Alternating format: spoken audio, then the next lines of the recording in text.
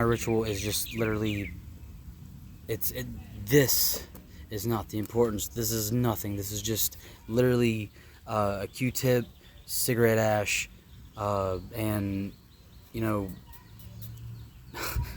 that's it. I'm not even, I'm not trying to accomplish this. I'm trying to accomplish the entirety of what this helps me do in here inside me.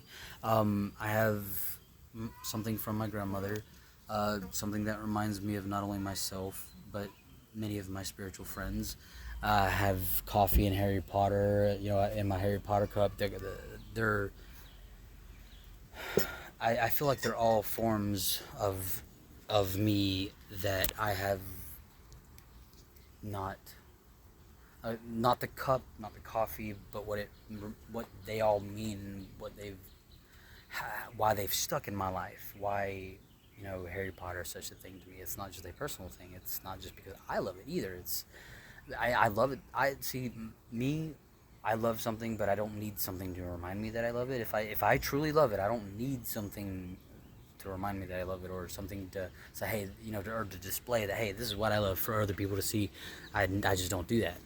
But there are times, and when I do that, I've recognized that when I am doing that, and this is right now a personal revelation, I am this right now. I realize that the things that I do keep are the things that I'm not letting go of, and the things that I'm not letting go of on like the physical things that I'm keeping, they are tied to the aspect of the higher self, if you want to call it the true self, this, that, the other. We all have a way of identifying, but those who know. If any of the words that I say, anyway,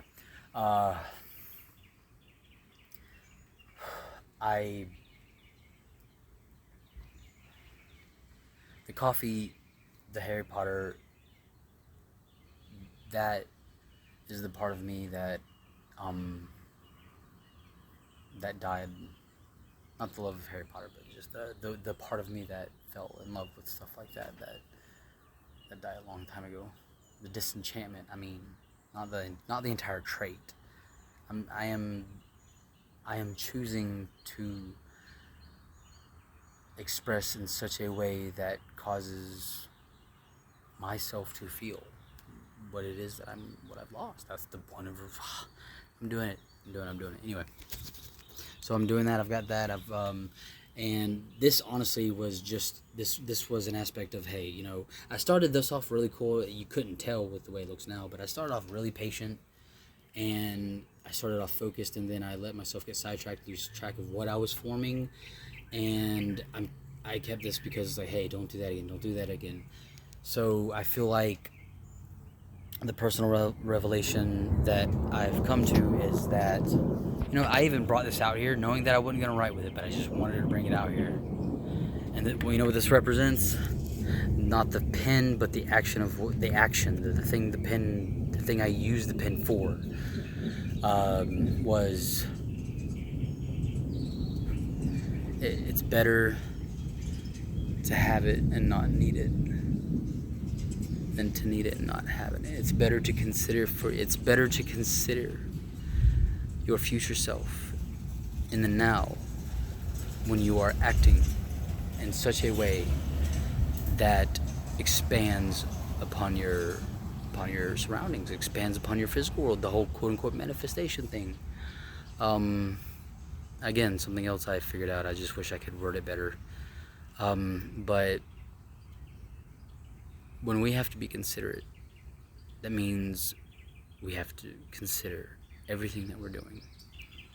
Take risks. You're never going to make the perfect decision, because there's no perfect problem, there's no perfect solution. What there is I don't know.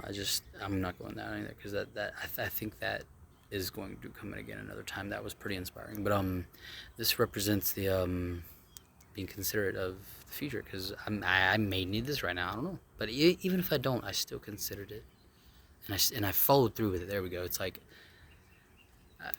yeah, and that's another thing, is that not this, but the following through part, which I'm horrible at, because I